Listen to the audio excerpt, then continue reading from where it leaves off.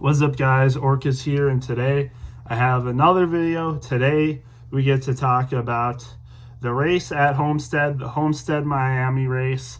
And honestly, it was a pretty decent race. And honestly, I feel like when I've done these videos, I normally don't talk about the winner first, but I kind of want to talk about the winner first because, as you've seen by the thumbnail, the winner was Kyle Larson, and as the title says, I mean, this was an inevitable win. Kyle Larson almost swept this week, and he would have if not for a caution at the last second on in the Xfinity race. He won the Truck Series race very convincingly. He was winning the Xfinity Series race very convincingly. He was up by like 15 seconds at one point, and then the caution came out, and then, a bad restart by Sam Mayer ruined his day.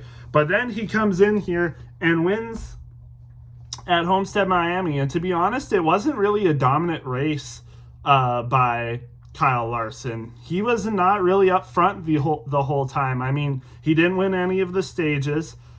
He didn't get like amazing stage points today, I would say. Like, nothing crazy in terms of stage points at all, for sure.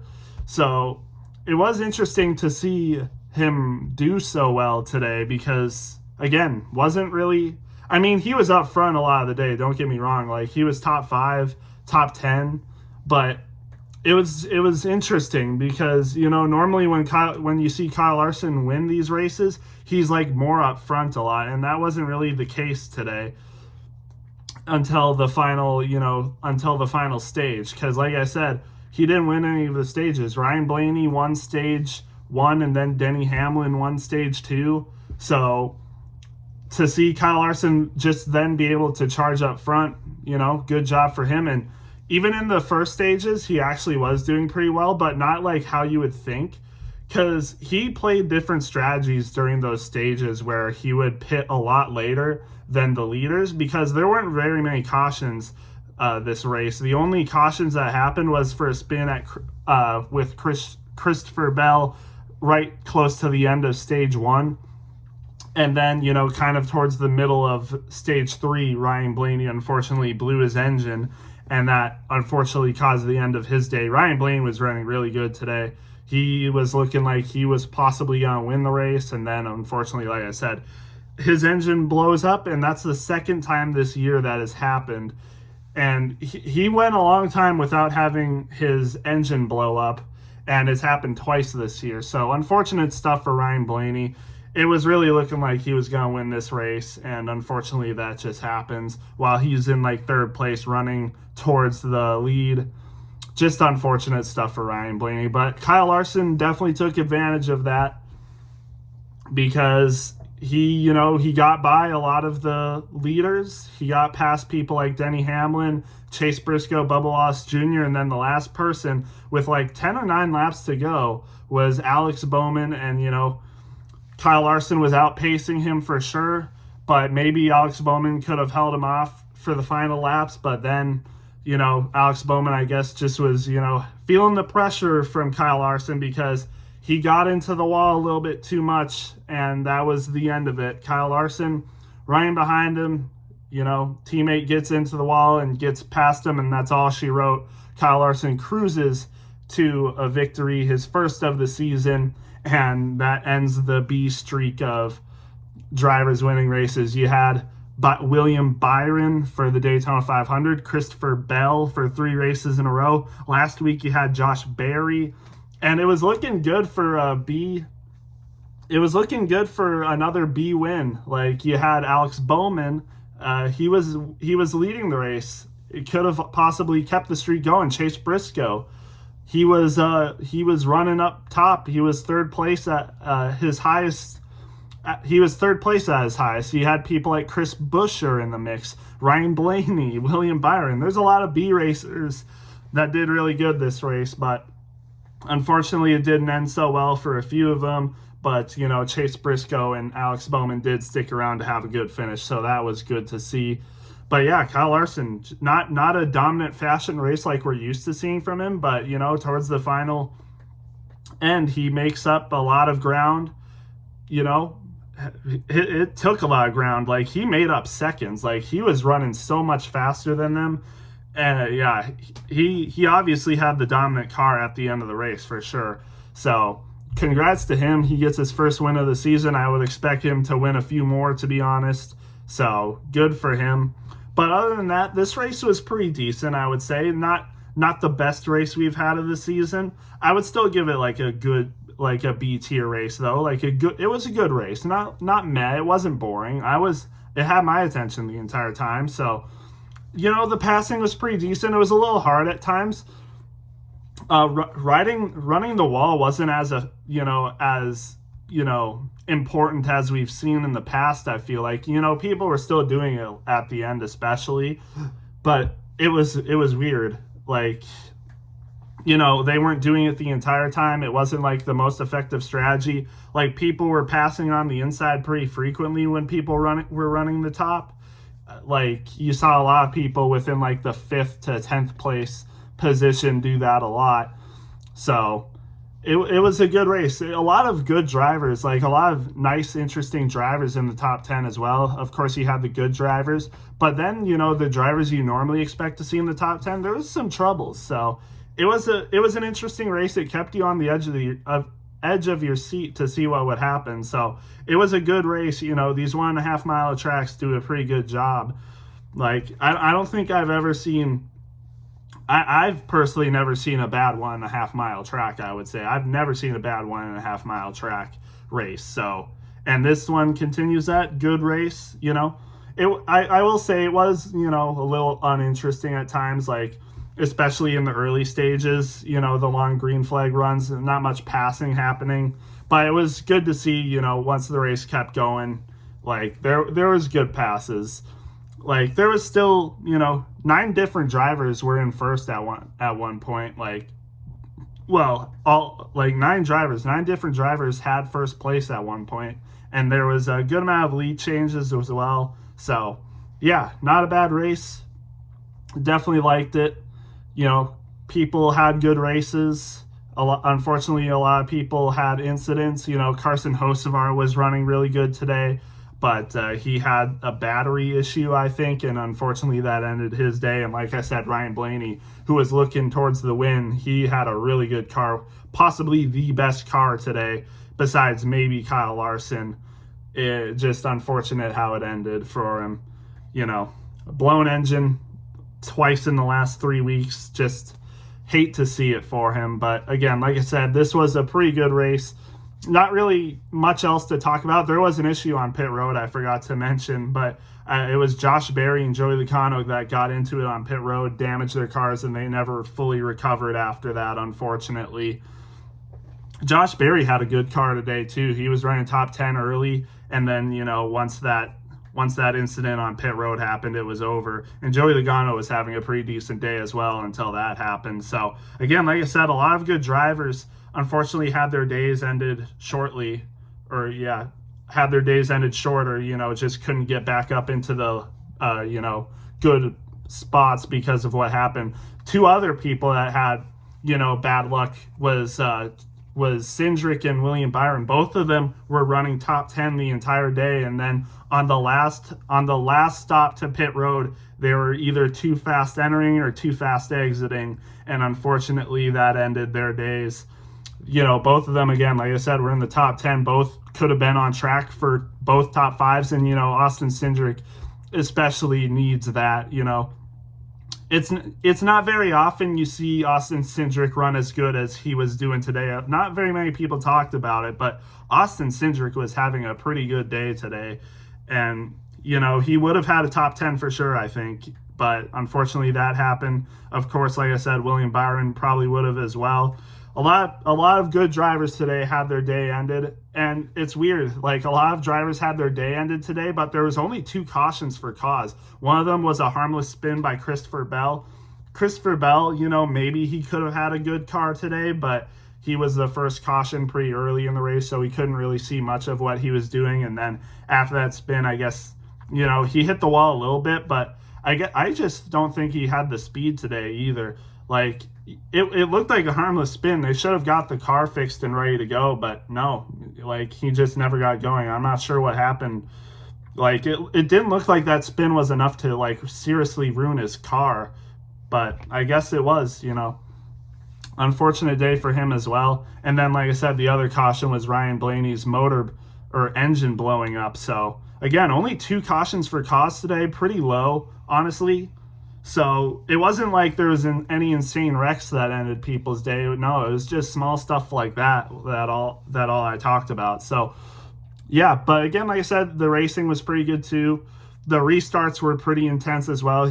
People were going 4 and 5 wide at some points. It was really tense. I really didn't want to see a wreck. And fortunately, we never did see a wreck, but the racing was pretty intense on those restarts. You saw a lot of people falling back from them, and a lot of people gaining spots. There was one restart where Cindric went from 12th to 5th or something and got stage points for that. So that was good for him. And even though he didn't have an amazing finish, he still got a decent amount of points today. So, again, you don't have to have good finishes in these races to get a good amount of points. So, good for them. But with that being said, let's get to the other drivers. So like I said, Kyle Larson won that race. Good for him. Probably a lot more to come. Alex Bowman's so close. He possibly could have won that race. And Alex Bowman did pass Bubba Wallace Jr. for first. Bubba Wallace Jr. was leading a good amount of laps today. But then Alex Bowman passed him, and, Bubba Wallace obviously a little upset about that. But still, good finish for Bubba Wallace. That win should be coming soon, to be honest. I can't remember if I picked him to be in the playoffs, but honestly, I think Bubba Wallace will probably be in the playoffs this year, and I expect he'll probably get a win, to be honest, if he can just, fix some mistakes and, just lock in and have a clean day. And, I think that win is probably coming this year. So, yeah. But like I said, Alex Bowman ends up with the second, got passed within the final 10 laps, hit the wall, and that was it. But still gets the second, so good for him. Bubba Wallace Jr., like you said, was leading a good amount of laps today, led over 50, I'm pretty sure. And then, towards the end, gets passed by Alex Bowman. Maybe he could have done something different to keep that, but who knows? Kyle Larson passed him anyway and then passed Alex Bowman for the win. So who knows if he could have won this race or not, but still good finish for him. Chase Briscoe, finally. Chase Briscoe gets a 4th place finish, his best finish since the Daytona 500 and his second top 10 of the season. So finally a good consistent race for Chase Briscoe where nothing goes wrong for him, no bad luck. And see this, I said this on Twitter, after the race, but this is what Briscoe can do every week. I guarantee you. If Briscoe can just run clean races where he doesn't get involved in wrecks or just have something unlucky happen to him, like a blown engine or people messing up on pit road and stuff, this is the finishes he can have. 4th place finish. And, there were times where his pit crew was actually not even that good. There was backups this week because of the penalty he had last week. So he didn't even have his normal pit crew today. And there were some times where his pit crew lost him a good amount of positions, but he kept going through. And, his pit crew did lock it in for the last cautions in the final stage. And, is able to grab a 4th place finish. Like I said, if Briscoe can just have races like this all year where nothing bad happens, doesn't get involved in wrecks and stuff, he can finish top 10 to top 5 in any race. I can guarantee that. So great race for Chase Briscoe. And, I think that win could possibly be coming soon for him as well. So great to see him get a top 5 today. Just a great clean race for him. And that's what I love to see. Denny Hamlin gets a top 5 as well, so 2 JGR cars in the top 5. Finally, a pretty decent day for JGR, except for the other 2 drivers, Christopher Bell and then Ty Gibbs. I'll get to, but Denny Hamlin had a good race, got a stage win too. So great day for Denny Hamlin. Ends up with the top 5. Chris Buescher, one of the lone Ford. I think he is the lone. No, he's not the lone Ford in the top 10, but 6th place finish for Chris Buescher. Good job for him. Ran a great race today. Easily the best out of all the RFK cars. And probably, there was a lot of Fords that did do pretty good today.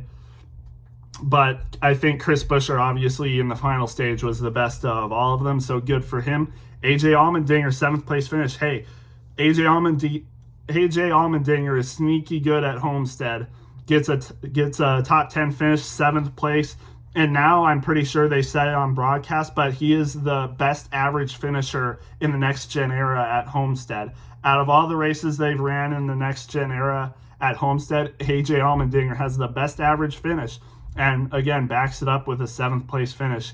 It was him and Christopher Bell for the best average finish, but because Christopher Bell obviously did not have a good day today, AJ Allmendinger now takes that. So great race for AJ Allmendinger. He's pretty good at these 1.5 mile tracks. He also had a good day at Las Vegas last week too. So low key, AJ Allmendinger has been sneaky good this year. So good to see. Maybe he can get a road course and be decent in the playoffs. So yeah, great for him.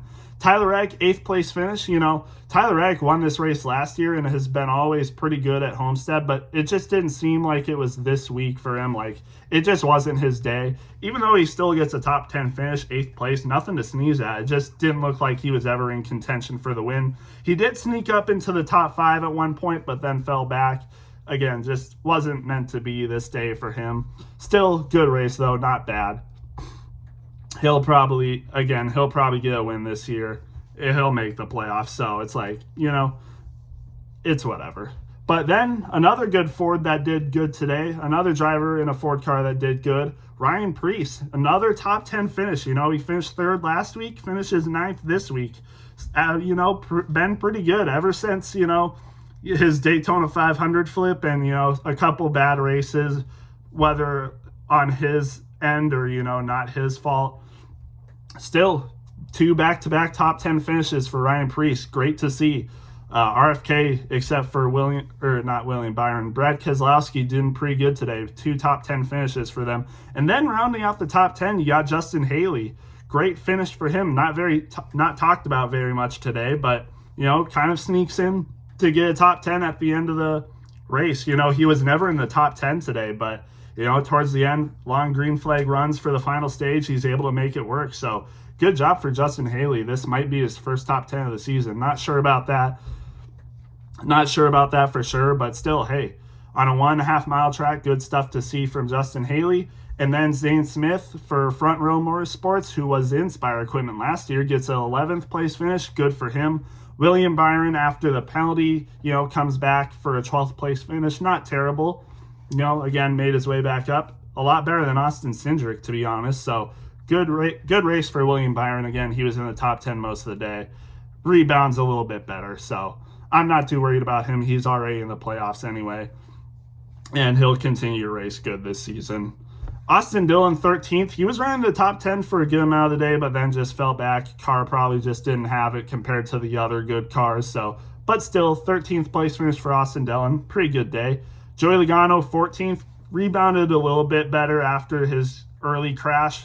Just still didn't have the car after that anymore. He had some damage. They were on pit road repairing it for a good amount of time after that. So it was clear that his car was damaged pretty good. So it wasn't like he was going to have a top 10 car the rest of the day. So, oh well. Eric Jones gets a sneaky top 15. Pretty good for him. Noah Gragson, one of the better Fords today, gets a 16th. So good for him. He was running in top 10 most of the day as well, or a good amount of the day. Just didn't have the car at the end of it, I guess, but still, it was a good race for him. Josh Berry, like I said, also was good early, but then that crash out in pit road kind of took him out. Still 17th, not terrible. Chase Elliott, I'm not sure what was with Chase Elliott today. He was running a little bit better early in the race, but then I just don't really know what happened. 18th place finish, you don't normally see that from a car like Hendrick Motorsports, and especially from Chase Elliott that should have a fair good car. I mean, his teammates, even William Byron somehow passed him after the penalty he had. So weird day for Chase Elliott. I'm not really sure what was with him, but maybe he'll rebound. Austin Cindric, 19th, like I said, he had that pit road penalty. Still made some decent amount of ground, so not bad.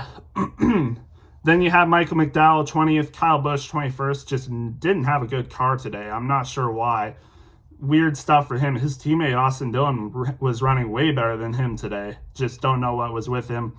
Daniel Suarez, had a good car today. I think he had some trouble. I can't remember what happened with him. He did spin on pit road. That was it. Daniel Suarez spun getting into pit road and just was never the same after that. He had a good car, though, probably top 15 speed. So, unfortunate day for him. But, he's been running better this year.